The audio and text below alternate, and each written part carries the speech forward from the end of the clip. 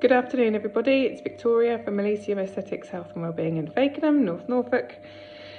I said I was going to do a video every day or some kind of post about lifestyle and how to improve your lifestyle, especially when you're menopausal, perimenopausal, postmenopausal, and trying to lose weight and improve your lifespan, health span. So here's today's video. It's the 2nd of August. It is, I think it's about nearly 5 o'clock, and I've literally just finished work and taken my hat off because it's very hot in here today.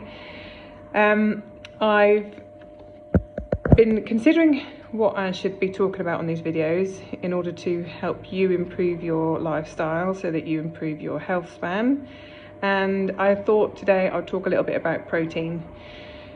So I read a lot around protein, health, nutrition, and I listen to a lot of podcasts.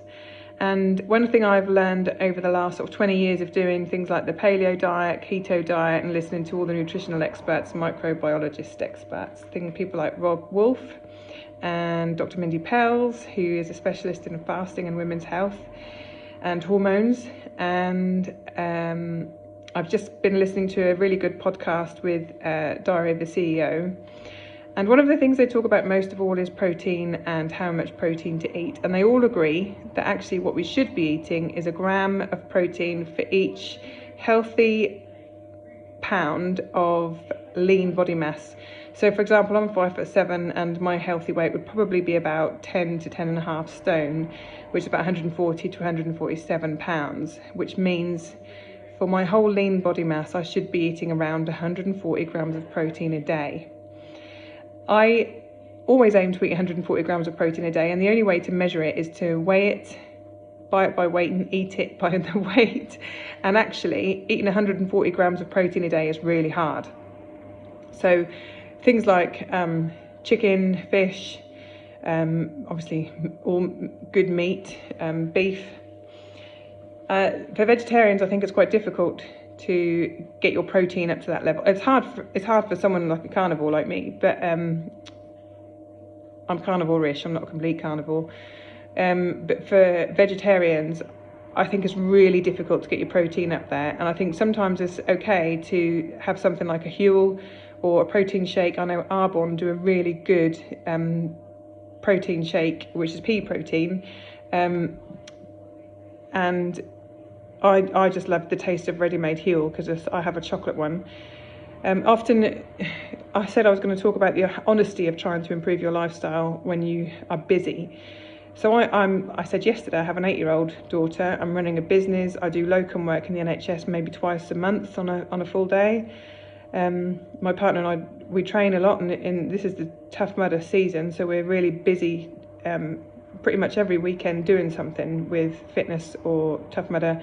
I've just moved house about 6 weeks ago, so we're trying to do our house up as well, clear the garden. We've got 2 rooms out of action at home at the moment. So trying to eat 3 meals a day, breakfast, lunch, dinner, and healthy snacks is really hard. So ways to get your protein up, for example, last night I cooked a whole roast chicken, so there's chicken at home. I'll always have nuts in the kitchen at work, so I can grab a handful of nuts in the day, so there's healthy fats and good protein. And like I said, if I really haven't got time to eat or to make something to eat, then I will grab a Huel. But proteinaceous breakfasts are really good. So like I'll make banana pancakes in the morning, so I'll put 3 eggs in. I'll try and have 1 egg white and 2 full eggs, and then mash a banana up, put some cinnamon in it, and then fry that in coconut oil. That's a fantastic breakfast. Or just an omelette is really good. Scrambled eggs and butter, as long as you're not trying to lose too much weight. If you're trying to lose weight, keep the butter out of it and just have the eggs, and have 2 eggs and a couple of egg whites extra. And you can, in Tesco, you can buy a carton of egg white, which is a great way of getting your protein up if you eat eggs. Other ways to get your protein up are you can buy packs of ready cooked chicken. Try to go for the unprocessed kinds. Vegetarians, I think you have to really watch your fat content if you're buying things like cheese and high fat snacks. But we should perhaps have a look at vegetarian proteins. Obviously pulses, tofu, soy, and trying to find ways to get the protein up if you are vegetarian. But always try, and especially for the first sort of 6 to 12 weeks, record everything that you eat so that you can break down your macros and really aim to improve and increase your healthy proteins, pure proteins.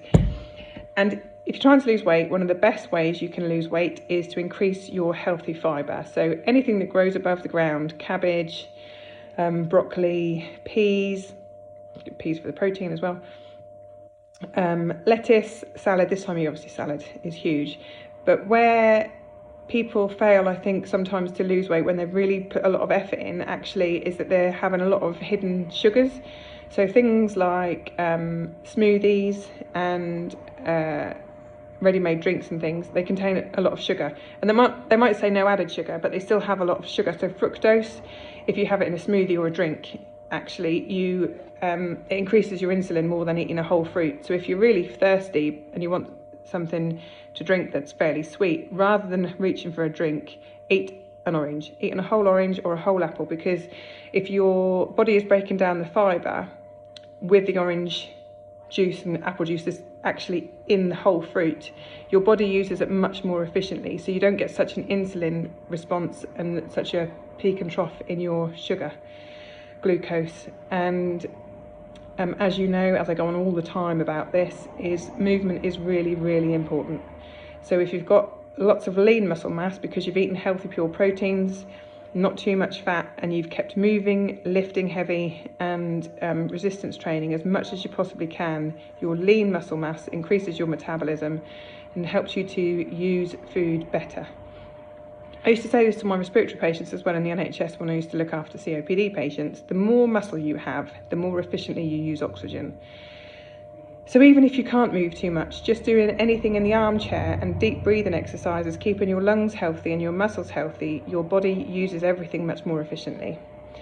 So today, protein. Yesterday, a little bit about mobility. Today I am working on eating enough protein and hip mobility. And as I said yesterday in my post, all of the credit for the mobility that I'll be doing this month is down to Tom Morrison. I'm doing his 31-day mobility challenge for August, and today we'll be doing hip mobility. I think it's only about 12 minutes, but anything that you do is better than doing nothing. So if you do 2 minutes today, that's better than doing no minutes at all. 12 minutes is obviously better than doing 2 minutes, but anything, just move, lift, bend. You always want to be able to bend down and put your shoes on, get up and down the stairs, be able to sit down and stand up. So even just working on those movements is better than doing nothing. But absolutely try and increase your healthy lean protein and fibre. So protein, 1 gram of protein, good protein for each lean pound of body mass.